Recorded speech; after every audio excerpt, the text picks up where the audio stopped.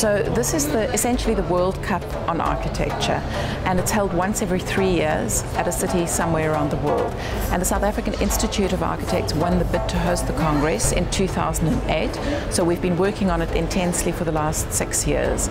And I think the important thing for us is that it's the first time that this Congress is being held in sub-Saharan Africa, and only the third time that it's being held in Africa.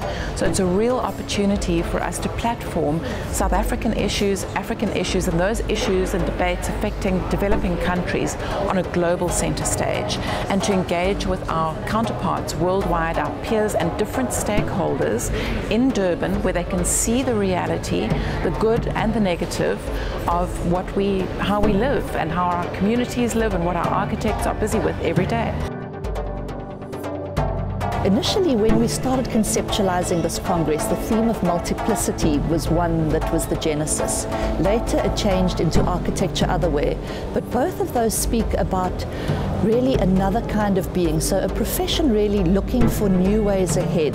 How does one look at other modes of practice, other ways of being, other ways of integrating people who are not always the architectural client and servicing the needs they may have?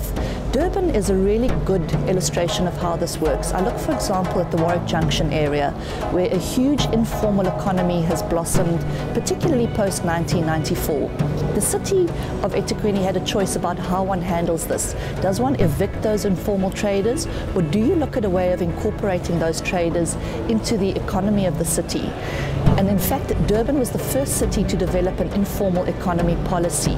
So I think really kind of leading the way in how one starts grappling with a number of challenges and finding solutions to those.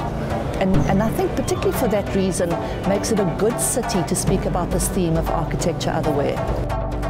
We have a huge student contingent, so we've got a very young, energetic atmosphere here, and we've had fantastic buy-in from the public sector, just in terms of being present at the Congress and of listening, I think, which I think is tremendously important, because architects, particularly in Africa, I think, are tremendous problem solvers. It's what we do best. We work in a resource-scarce environment. So there we're talking about resilience, ecology and values, the three sub-themes of the Congress. We work in a resource-scarce environment. We work on tight budgets. We work with community participation. We deal with people who are living in unsatisfactory conditions, and how do we upgrade that? How do we change that? So we are fantastic problem solvers, and I think that's what makes us valuable. So as an African, I feel proud to meet all my African and other international colleagues. And the topic of Otherwhere, which was the topic of the conference, was good because we feel we are outside the mainstream. And now we are coming into the mainstream, that this issue and all the panels, the keynote speakers were raising the question of value, resilience, ecology, and so on. And this is the things that I have believed in throughout my professional life, and this is very important, and I learned a lot.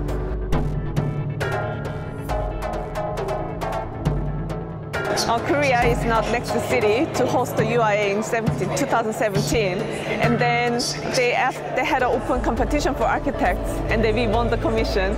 And when I started design, I wanted to create something inspiring exhibition, because usually exhibitions or galleries, everything just happening on the wall, some images is quite boring, just staring at it and they forget about it. So I wanted to create the architecture and space and the experience itself. So that's our theme from the beginning. We've pulled off a fantastic World Congress in a difficult environment, and people are loving it. The feedback has been incredibly positive.